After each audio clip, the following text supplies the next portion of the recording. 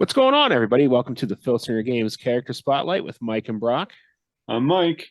And I'm Brock. And once again, we're joined by Jeff Manning, whoever that is. How's it going? And tonight, we'll be talking about two more characters from Sudden Death 2095, Jack of Diamonds and Killer Queen.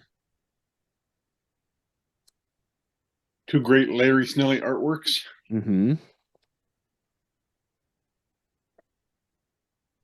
They weren't a tag team yet, but they definitely looked like they were drawn to be one.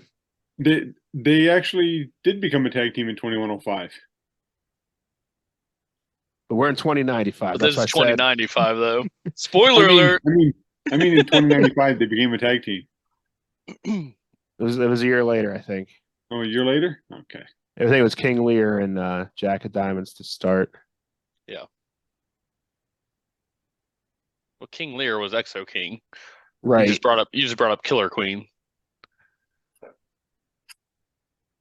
You guys aren't even paying attention to what I'm saying.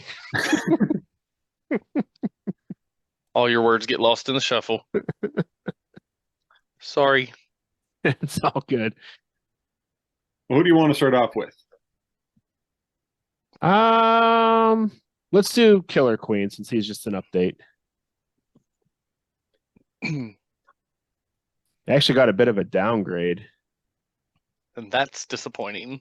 Mm-hmm. It is. I thought it was a downgrade as well. Well, I mean, he was a fun character from the start in 2087. I mean, he was just something different.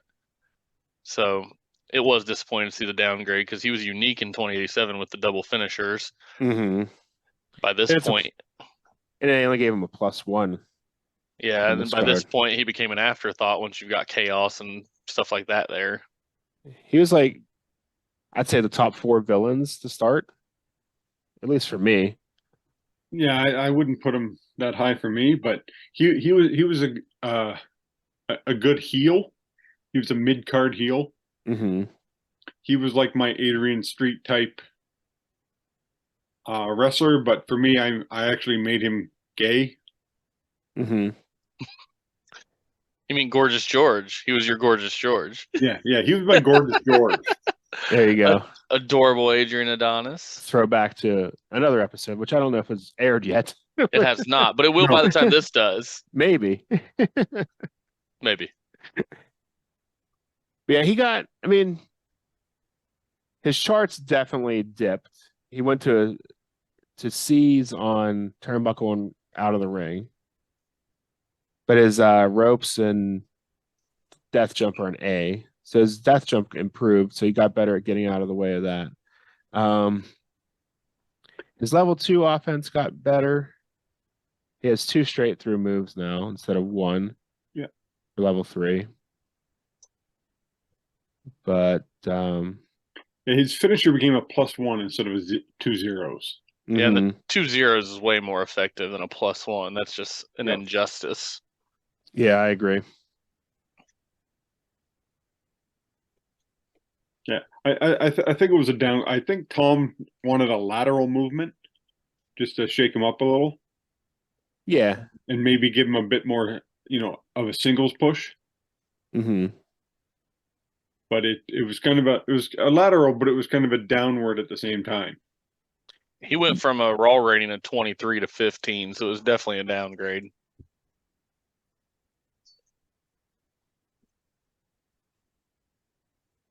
Yeah, I'm looking at the 2 side by side.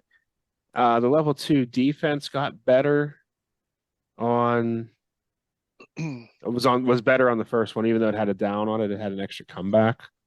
He had 3 comebacks on level 2 defense originally. Yeah, weren't they all Killer Queen 1s? There was a 2 in there. There's 2 1s and a 2. Yeah, he went down by 8 points on singles and 7 on tag. Yeah. So, I mean, it was definitely a downgrade. His level 3 defense stayed exactly the same, just renumbered everything. And I can't remember if his agility stayed the same, because it used to be a -3. It went to a -2. Yeah, I would say, I think it dropped to a -2. Mm-hmm. So slight downgrade there, but the power and cage are the same. Disqualification's the same. I feel like bad guys' disqualification ratings should go down later in their career. They got better tricks up their sleeve. It makes sense to me. I don't know. I think DQ ratings in general are too high. I think they should start low and accumulate like pin tokens. Yeah, it makes sense because if you keep trying to get away with something, you're eventually Yeah. going to get caught. Yeah. I'd like to see that rule change, or just make the double. You have to fail it twice rule an official rule. Yeah. Yeah. Uh, Especially for yeah. tag teams. The old Mhm. Canada Cup rule. Yeah, because it makes sense. Otherwise, I mean, Yep. even with that rule, I have a ton of DQs. Yeah, same. I actually mapped it out one year. I don't have the numbers in front of me, but I was like, it happens a lot more than I would like. Mm-hmm. I guess too in the '80s when this game was created, the DQ was more common than it is now. Free ECW. Because nobody really enforces the rules anymore. No, and a lot of the referees feel like they're a part of the show. AEW. Sorry. I didn't say anything. We better be careful. We don't want to upset the AEW fans. Thought you wanted more viewers, not less. Yeah. You can't make fun of AEW on the internet. I like AEW overall. I do too. But it's definitely got some flaws, same as WWE. Different flaws, but they both have flaws. Yes. But that's neither here nor there. This is about Killer Queen. Right. And I'll just say real quick, I think AEW's flaws are easier to fix, but they just don't want to admit that they have them. I feel like we're talking politics now. Wrestling has become kind of politics. It's divided. You've got your sides. Yep. Yeah. I mean, but Sorry. was this the only, and I'm asking this because I don't know the answer, is this the only GWF character that was directly named after a song? There had to be more. None stick out to me. Whereas this was an obvious song title. Why don't you sing it for us, Jeff? No, I can't do it justice. Killer Sorry. Queen. Nope, I can't do it either. But I would venture a guess that this might be the most used walk-in song for people that are playing the game of any certain character. Oh yeah. I can't imagine anybody else being like, here's a good song for Killer Queen and not thinking of Killer Queen. Another one bites the dust. Certainly not We Are the Champions with this downgrade. No. Like I had him come into Lola. No. He definitely looks more regal in this drawing. Definitely played up the royal family aspect of that this time around. I'm in 2105. Him and Exo King are still, or King Lear are still a tag team for me. I never broke them up. I never had them, start tagging with anybody else. This will be their final year together, and then they're both going to retire at the same time. Cool. Spoiler alert. Yep. He hasn't gotten there yet. I liked that they separated and came back and stuff like that. I think that's a fun part of the game. I mean, Killer Queen didn't really fit in with the King Lear image, It's true.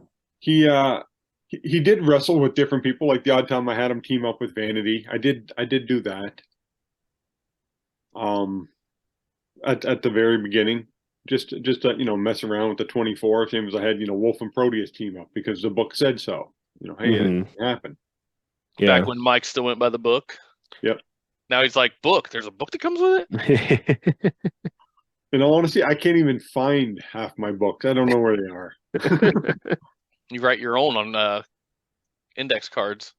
Yep. But he did have a decent run.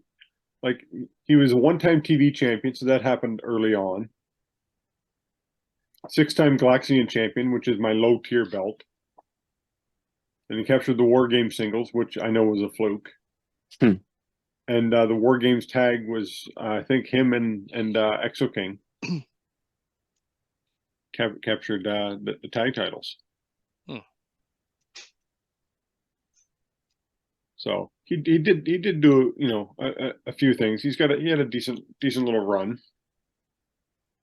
I did enjoy using him, and I still enjoy using him. But he's had a long, like, that's a long career. Yeah, yeah. Yeah, you're at 2105. That's 18 years. Yeah. From his debut. You just do that math now. But I was going to count it. I did the Canadian math. Yeah. Carry the O, Canada. No, Killer Queen for me just really, I mean, he didn't do much. He was a great character, progressed several storylines, mainly got Exo King into trouble with other people because Exo King was the power. Mhm. But So he talked the smack and ran behind him. Not necessarily ran behind him, may frolicked behind him.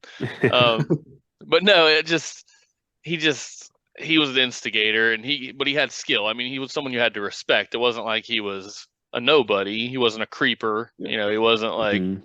he could still do damage, especially with the double checkmates. But he definitely wasn't the power of the team, so his role was pretty easy to define.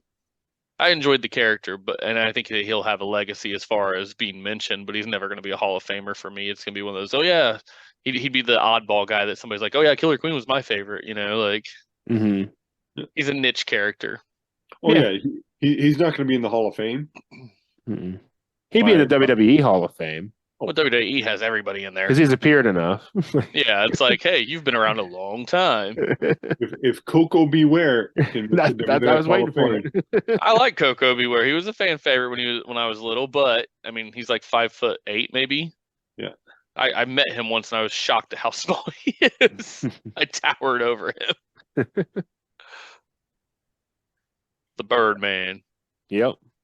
No, but Killer Queen's he's better than that. I mean, he was able to do some damage and get some wins and progress storylines and have Yeah. interesting feuds. He just couldn't. He's not over the top.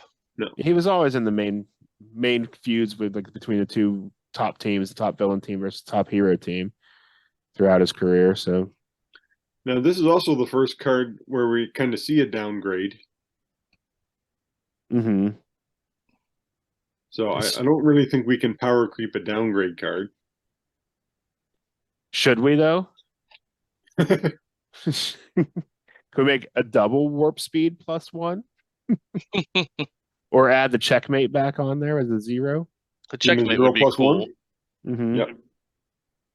I'd give him the 0+1. Mm-hmm. Is that the first downgrade? That's interesting. I don't think I've ever noticed that. I'm trying to look through the raw ratings real quick to see if there was any others. Mesmer got a downgrade and Thantos got a downgrade, but those are both 2096. Yeah. So yeah, I think you're right. I think that was the first real downgrade. That same year, Vigilante actually got a downgrade on singles, but an upgrade in tag. Yeah. So that's kind of a wash then, I guess.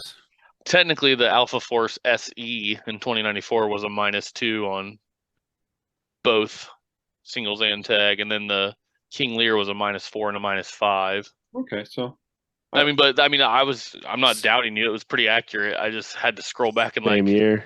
Is that right? I thought those Alpha Force cards were identical on the back. They have it as a -2. I don't know why. We have to look at that. Them. Yeah. Apparently, it was dropped down from a 55-58 to a 53-56. Yeah, okay. I forgot about Thantos and Starwire getting their tag back together, and well, that's not now. That's in 2096. Thantos gets downgraded. Yeah, they actually had a good run for me after the downgrade, but I'm not going to mess with that. That's a whole other conversation. I think we actually already talked about that too. I think so. That's why I said I think Killer Queen was the first one to kind of get. You know, it wasn't a wholehearted downgrade, but it went on a gradual slope. Mm-hmm. It was probably Tom's feeling out stage to see how it went because he was going to be downgrading the next year a couple people. Yeah.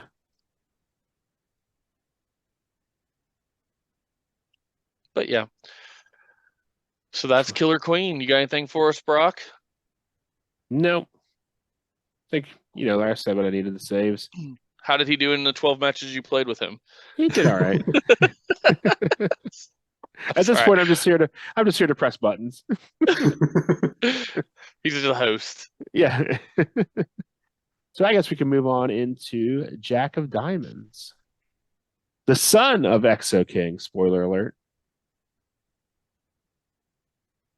Yep. How do you do for you guys? Still doing. Still doing. Yeah, Yep. I'm only in 2101, so I don't even know if I've seen his peak yet. Yeah, he had a long career. He's teaming with his dad now in 2101 as Royal Blood, which they've teamed a little prior to that, but they were separate last year. They both went singles in 2100, but neither really did much. I mean, Exo King got a little more push than Jack of Diamonds. He is a one-time former Galaxian champion, where Jack of Diamonds still hasn't proved himself. Jack of Diamonds doesn't get his upgrade till 2103, so I haven't reached his better card yet. Mm-hmm. So, I mean, he's making a name for himself. He's making his rounds. He's kind of getting seasoned. He's pretty green right now for me. Yeah, his best card was the CPC 2112. I have a funny story about that card, but I'll save it till we get there. You didn't team him with another version of himself Nah, or something? I'll just tell it now because I teased it, because I'll forget that I mentioned it. I spilled a drink on my Jack of Diamonds 2112 card back in the day. So I didn't feel right just asking for a replacement. So I bought the set again. And then like a month later, I spilled a drink on the exact same card. Don't drink near your cards. Why would you do that? That's usually a rule I have too, but it's just like Water. wow. The only drink I even Jack of Diamonds is the cursed. lid comes off, the lid goes on. Jack of Diamonds is the beverage attractor. He is. But you know, that could be a good gimmick if you're a bad guy. The beverage attractor, you're in the ring talking smack and everybody's throwing drinks at you. That was the NWO in 1996. Too sweet. For life, man. But I was excited to see this card because I was always a big Jack of Hearts fan from Marvel Comics. And I mean, it kind of reminds me of that. Yep.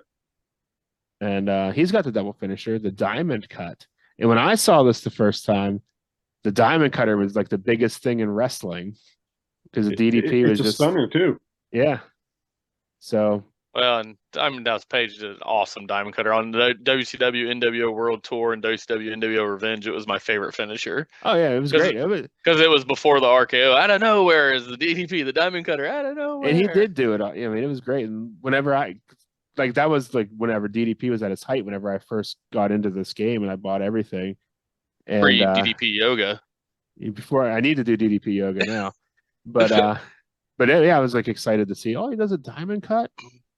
I remember that. With me, he was not doing well, and he managed to he was down in my bottom fed in my CPC, and he got enough points where he bumped up to the middle of the fed, and Mace got dropped down, and they just got paired up, and for me the rest is history. They drew against Armageddon, which was a very solid tag team. They won the Intergalaxian tag team titles twice, and then when they're up in the GWF, because they got moved up with all their wins, they were joining war and feuding the Gladiators, and so he feuded Thunder and took them to a draw. And even a draw in tag. So in my massive 64-man tag tournament, they faced off against Matador and Chaos and had them beat. They were up to like 6 or 7 pins each, but Chaos and Matador were just kicking out of everything. And then Chaos and Matador, being Chaos and Matador, got on the offense and started steamrolling, and got the win. But that was a Final Four matchup: Jack of Diamonds and Mace against Chaos and Matador, and they took them to the limit. So it was just a completely weird mix. So if you ever break them up, give it a shot. If you ever break War up, which happens, give it a shot. I read the books. Sorry. Jack of Diamonds has a very solid tag card. It is. Like, I mean, this being his rookie card, he's pretty darn tough right out of the gate. Yeah, he's not bad. I mean, he's lower mid-tier. Before a tag guy. Yeah. He's But got for the a rare tag guy, yeah.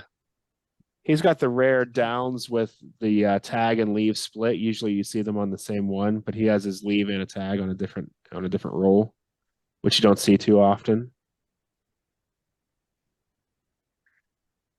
No, him and Mace have become one of my favorite tag teams to use. But that's after Mace's upgrade and Jack of Diamonds upgrade, right? No, I'm in 2105, so I'm still. Yeah. Mace got an upgrade in 2102, and Jack of Diamonds got one in 2103. Oh, okay. So you've got upgraded cards for both of them. Yeah, Jack of Diamonds had a pretty good progression through his cards. Like it's just slightly better each time until he got to his peak, which was nice. A lot of guys like Pulsar Prime, like complete bum, and then his next card, main eventer. Yeah. What about main eventer? Well, Higher tier mid carder. at the time though, Yeah, I don't know. He never 'cause won that was before Chaos and everybody came in. he never won a Galaxian title for me, which is my main title. But in the official GWF stuff, I think he won the Intergalaxian a couple times. Yeah, not the main title though. No. He wasn't heavyweight, but he won the Intergalaxian. I think I've had him do that. My secondary title, he's won, I think, just once. And it was in 2091 after the upgrade. Yeah, just one time. Looking through. We're on a whole different character now. We are. We already Sorry. talked about him. Sorry, Jack of Here Diamonds. back. I wasn't What a here for all the other characters. Sorry, guys. And How I would play you- more than 12 cards a year, so There you go.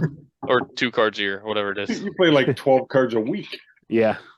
I see your postings, and I was like, oh, Jeff's in 2098. Oh, Jeff's in 2101. Holy.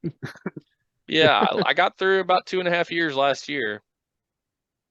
But I played, 5 cards a gaming month. Yeah. That's not too bad. That's doable. How would you power creep?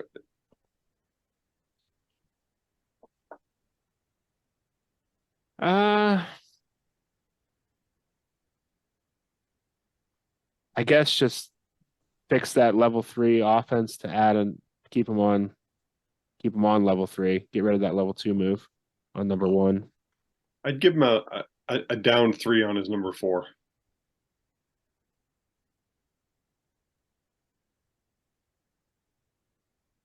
Could be good. A bit more offense there, and that way you're still not completely breaking him. Like, he still can roll that 1 on defense, level 1 offense. And I'm so bad at the power creeps. I'm trying to look at his card now. I'm never prepared for the power creeps. Yeah, you can't read that.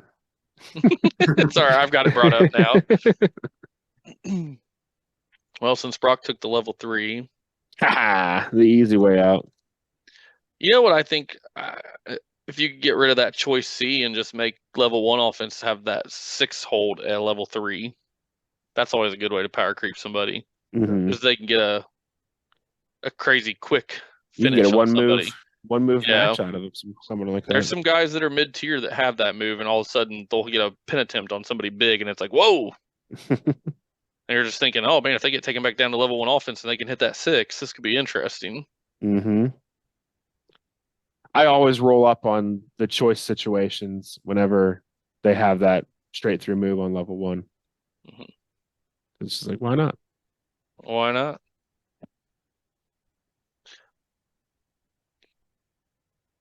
But hey, that's interesting because we all come up with 3 different variations on the power creep. That's just because I didn't want to jock your guys' style.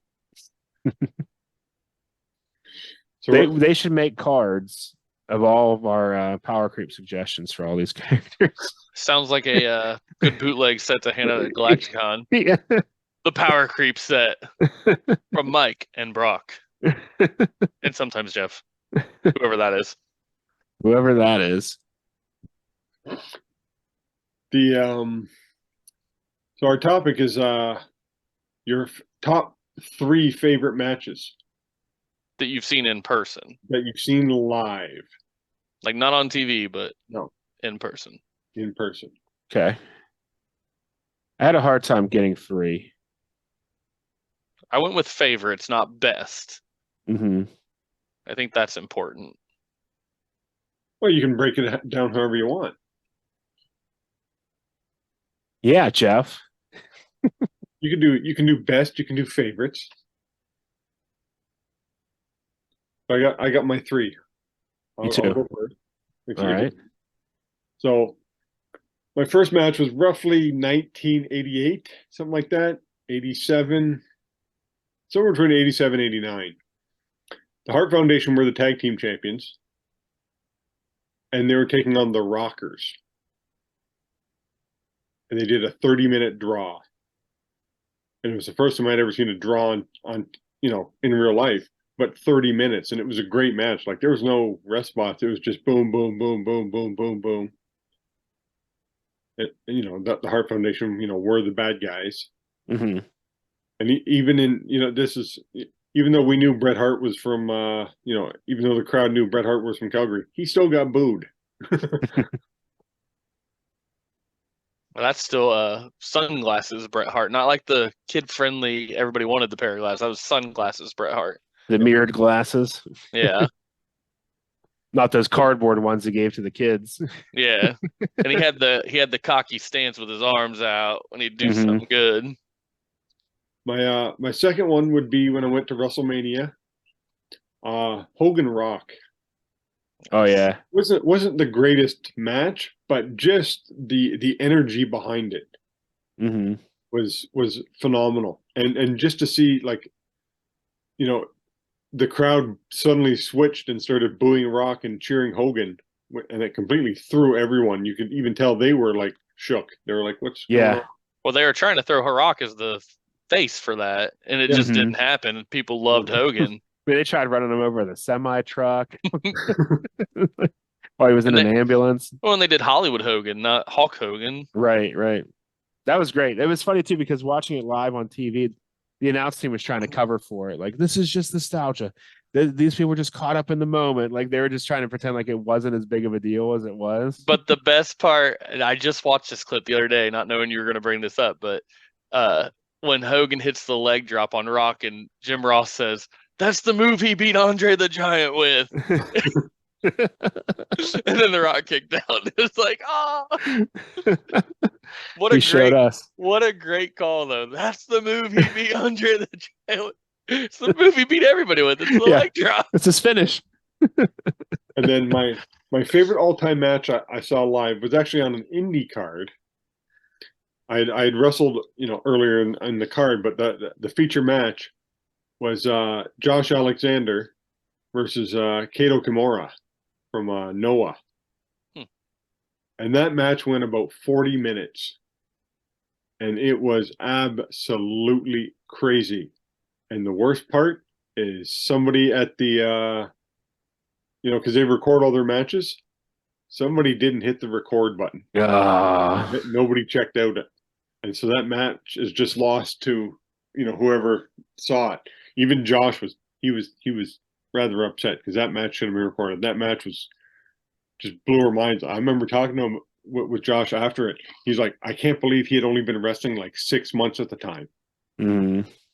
He's like, that guy's a phenomenal wrestler. Like, I watched Kato a few matches during his run over, and him and Josh they tore the house down. People were literally exhausted from going up and down, up and down. They carried the crowd. It was something I've never seen like that before on an indie show. People would just cheer, yeah. But this was so many close pinfalls when you just think it's got to end, and they just would draw the crowd back into it. It was absolutely phenomenal. Hands down, Nice. That's number one. Yeah, that's solid. You don't hear much about Pro Wrestling Noah anymore. No, still around, but you don't hear it's still much around. You just don't hear about it. New Japan's really gotten over. Yep. What about you, Brock? What are your top 3? Just because I was at one, I'm going to say the 2014 Royal Rumble. It was one of the worst Royal Rumbles of all time. Still, it's a Royal Rumble, which is an But still, amazing it's a event. Royal Rumble. It was the one they brought Batista back to win. Oh, blue So it's probably Batista. probably Blue the Tista. worst. It was Blue Batista too, and he got booed out of the building. Oh, yeah. Nobody there wanted him to Because win, everybody wanted Daniel Bryan. who wasn't even in the match. Yeah. It was great. Number two, Blue Tista. That's great. I didn't know you were there for that. That's hilarious. I was there for Blue Tista. My number two would be WrestleMania 23, Shawn Michaels versus John Cena. That was probably Cena's best match. And Michaels just pulled such a great match out of him. And they went for like 40 minutes, I think, too. It was just a great Mania title match. And the Michaels number just one delivers. That's he does. he has forever. Like, and I don't want to like Shawn Michaels, but how can you not like his matches? Well, I've had a hard time because I didn't want to repeat anybody, but I had another honorable mention was like Shawn Michaels Razor Ramon ladder match rematch from SummerSlam 95. Wow. I was there for that. But I didn't want to repeat Shawn Michaels, so I thought this match was better. Showstopper. Showstopper, the icon, the main event. But my number one has to be, it's one of the most famous matches of all time, was the Hell in a Cell, King of the Ring 98, Mick Foley, Mankind versus The Undertaker. Oh, you were there for that? I was there for that. Which is an absolutely awful match, but It is. As far as iconic moments, yeah, it was fun. There. When he got thrown off the cage the first time, if they would have just carried him off and that would have been the end of it, everybody would have been fine with that. Yep. Everybody in the crowd was just like happy that he was okay and alive. I think that was just a mouth agape for everybody. Like, mm-hmm. Did we just see what we saw? But people around, we were all just like, just stop. Like, this is enough. We just cut it off. Like, we're fine. Like, we have enough. Like, even Terry Funk had enough. He did. So yeah, that Hell in a Cell, like you said, not the best match. And it like watching it now, it feels a lot longer than it was while I was there. But yeah, it's just crazy. It's the first time I've ever seen a thumbtack spot. Oh yeah. Ever. Well, actually, take that back. I think we all saw that together at a Pittsburgh indie show at a Galacticon. They did a thumbtack spot. But yeah, and another honorable mention, I think we were all there for this one too, was the Jay White versus Jay Briscoe time limit draw at Ring of Honor. Yep. Wow. That was a good one. That was a Galacticon weekend show as well. I think I was sitting with Pete Beck for that. Mm-hmm. Must have not been a Galacticon I was at. I think it was the first. No, because I came with my buddy Craig. Yeah, I was rooming with him. Yeah, it was the first Philadelphia one, 2017, I think. Yeah. I think I went to that one, but I don't think I went to the wrestling show. That was a good show. It was long. We were there for like 5 hours, weren't we, Mike? It was like they filmed like 2 or 3 months worth of programming. Yeah, they filmed like 8 shows all in one night. I think that was like the Friday night event or something. Wasn't that it? Or was it the Saturday night? It was Saturday night, I think. Well, then I must have missed that Galacticon. It was funny. Jay White wrestled 3 times, and one of them was a time limit draw. Wow. Yeah, it was crazy. Mm-hmm. So, Jeff, what are your top 3? Well, I sat down today because you told me the topic, and I was like, this is interesting because I've been to a lot of things. And do I go big moments? Do I go small moments? Do I go meaningful moments? I had a few honorable mentions of things. I just tried to think of what stuck out in my mind that I've seen that, might be different than the norm. Number one on my honorable mention was the first time I got to see Brock Lesnar in person at King of the Ring in 2002.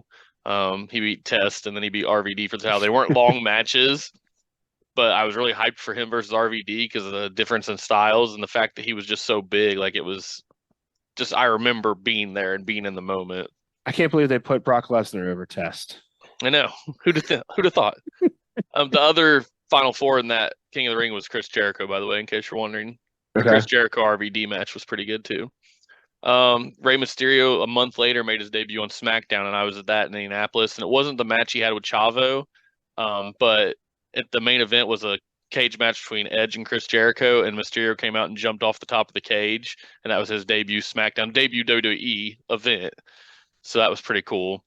And then the Regal Benoit at the Pillman show in 2000, everybody talks about that. I guess it saved William Regal's career because at the time he had been let go because of drugs and WCW, and they thought there was no way he was sober, and he proved through that match that he was sober. But those were my honorable mention because I was struggling. I love wrestling. It's hard. It is. But not to steal Brock's idea here because I had it written down.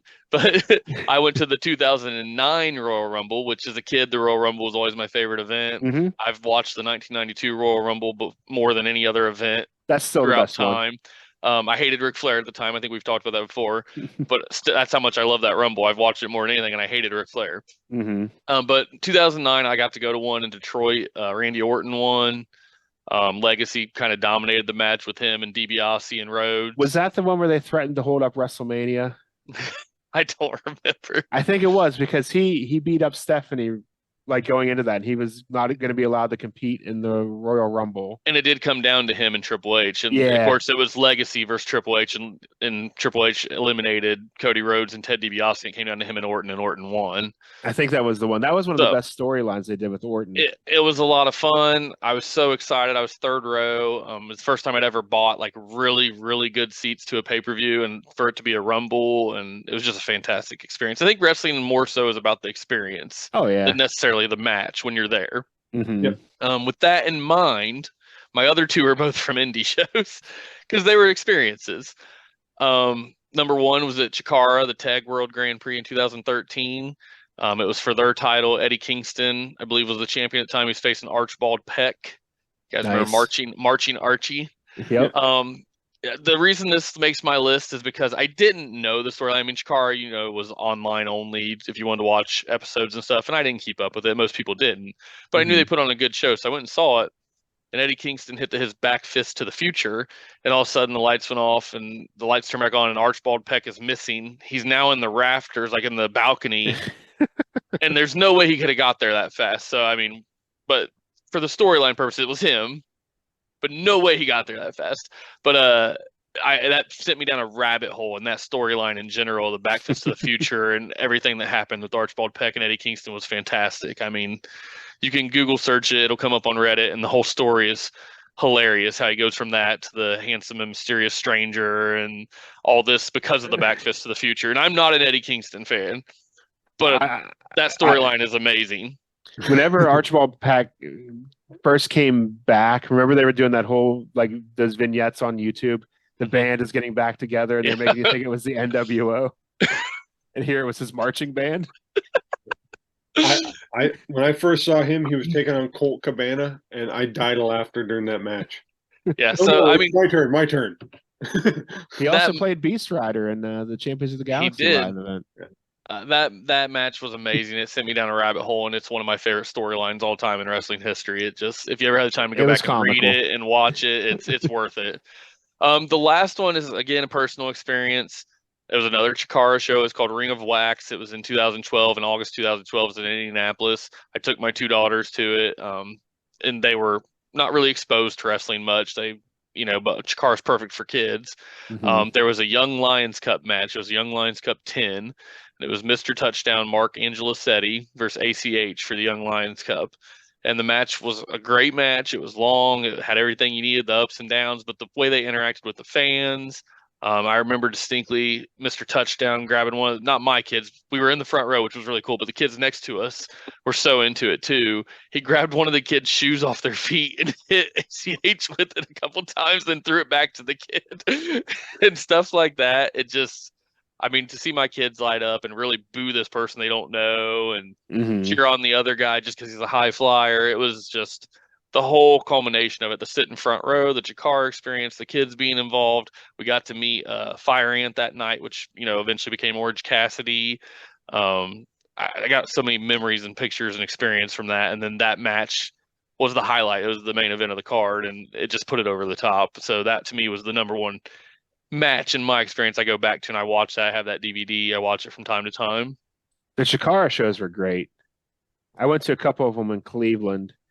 Remember when they had the Unstable? It was Vin Gerard, Stigma, and Colin Delaney. Well, the storyline was they weren't allowed in the building to dress with the other wrestlers and stuff. Yeah. So after the event, we're leaving, and Vin Gerard's just sitting out in the parking lot in the middle, just on the ground on the concrete, with all these 8x10s strewn about, selling them for $5. I mean, there's just so many great memories with what they did, and it was just amazing. The Fist is still one of my favorite stables. The Friends in Similar Tights, Yep. with Johnny Gargano and Chuck Taylor and Icarus. Mm-hmm. That was fantastic. Don't I forget mean, Gran Akuma. Grant Akuma.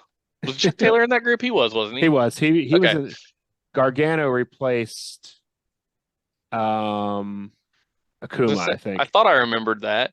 Yeah. But yeah, the Friends in Similar Tights still cracks me up. I mentioned it to Gargano when I met him last year because we were talking Browns football because he's a big Browns fan, but I had to mention Fist. I'm like, all time, one of my favorite stable names ever. Yeah, I like if I did honorable mentions, I'd have a bunch of Ring of Honor because I used to go to a lot of Ring of Honor shows in Toronto when they'd come. Mm-hmm. I saw Kevin Steen both win and lose the Ring of Honor title in Toronto. I saw the original Bullet Club fight Shinji Nakamura and Liger and someone else in Toronto. And like these are great matches. Mm-hmm. Yeah, and I feel the same way about Ring of Honor. I had a lot of trouble today remembering a specific match. That's where I was at I too. I saw him at Montgomery County Fairgrounds a lot. Dave Little would be there, Dayton Dave. I even went to one show with him with my daughter, my oldest daughter, and I remember there was a cage match at one point. And I can't remember if it was Brian Danielson and Nigel McGuinness, or if it was Chris Hero and Brian Danielson. I know it was some mixture of those three. I can't remember which two it was that was a really good match. And that made me not put it on the list because I'm like, I don't even remember which two wrestlers were. I want to say it was Brian Danielson and Chris Hero, and that Nigel McGuinness we met as like a fan meet and greet. He signed a poster for us and stuff, but I could be wrong. But those shows in general were amazing. I went to a lot of them and loved every bit of it. You definitely got your money's worth at a Ring of Honor show. And Delirious, I mean, Delirious was one of my favorites, and El Generico. Those two were both fantastic at those shows. I mean, El Mm-hmm. Generico eventually became Sami Zayn, but Delirious was hilarious in person. I loved his matches. Like it's funny, some of the Ring of Honor shows I went to, I ended up there was like a mezzanine above the ring. And so I'm like, I'm gonna go sit up there. Like no one's up there. So I find the back entrance, like the back stairwell up. It's a hockey arena. So I go up and I'm there and there's some chairs there. So I'm just sitting there. And next thing you know, the dressing room opens and all the Ring of Honor guys keep coming out to the mezzanine to watch the match. So we're just hanging it with them all night. And they didn't ask us to leave, nothing. And then the second time I went is when they were with they did a forbidden door type thing. So they had I think New Japan there. And so I'm sitting again. I bought seats, but I'm like, I'm gonna go sit in the on the players bench because it's raised. So we had floor seats, but we're like, in the final 2 rows of floor seats. It was only like eight rows deep of floor seats. So I'm like, I'm gonna go sit in the players bench. So then I'm raised up about a foot and a half. So even when I'm sitting, I'm still above everybody's head. The penalty the door opens up and all the Ring of Honor guys come and just we're just all sitting with them like, okay, this is unexpected. It was really hard not to include certain things. Like, see, I saw WCW a few times. I saw ECW once. Like, there's things that stick out in my mind about those, but I was trying to limit it to my favorite matches that I remember. I was when I first broke into wrestling, I was at an ECW show. And we got backstage. That's when I met Terry Funk and Little Guido, and I wanted to carry Terry's bags up the steps because just watching him go up the steps one at a time, I'm like, it's hurting me. Yeah. I gave Terry Funk directions to the CCBC Golden Dome once. That's a mouthful.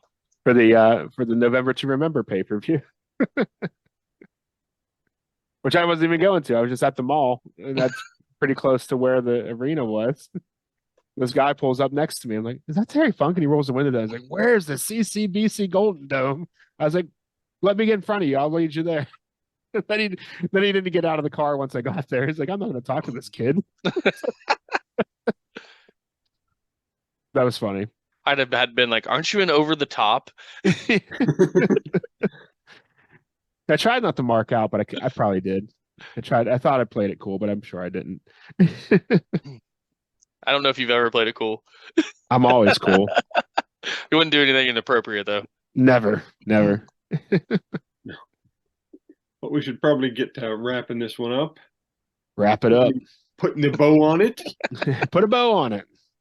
Real quick, is anybody another honorable mention for me? I got to see Ken Kennedy win the Money in the Bank at WrestleMania 23, and then I saw that case get cashed in, not by him, at the Civic Arena by Edge, because he had won it from him the week before, and he cashed in on the Undertaker. I watched when Dolph Ziggler won the money, one of the Money in the Banks. Mm-hmm. Who's the Mexican wrestler? Narrowed it down. Alberto Del Rio. Yeah, Alberto.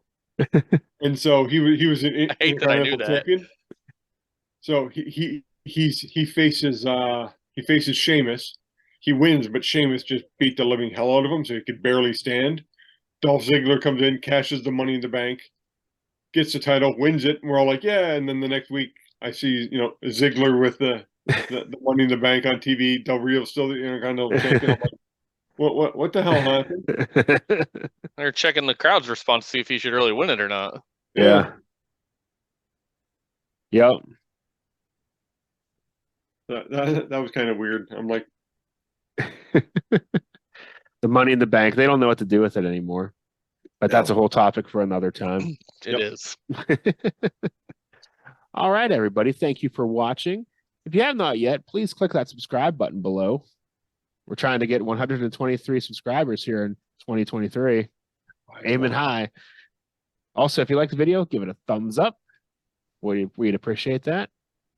And also, while you're here, check out the description below where we have some links to some other Filsinger Games related media, including the official Filsinger Games podcast, Roll Up, the Legends team's Uncharted Territory, Territory, Uncharted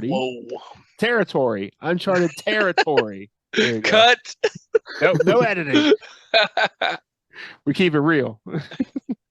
And then we have Dizzy Dice from Lee Longpre. Here on YouTube, we have Solo Promoter from Grant and Dave Little's Heartland Championship Wrestling. And After Further Review, where they look at all kinds of sports gaming. So check that out.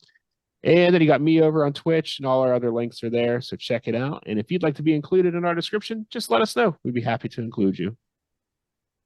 Okay. I think that was the worst I've ever done at that sign off, but we're leaving it. Hey, don't worry. You'll do worse sometime.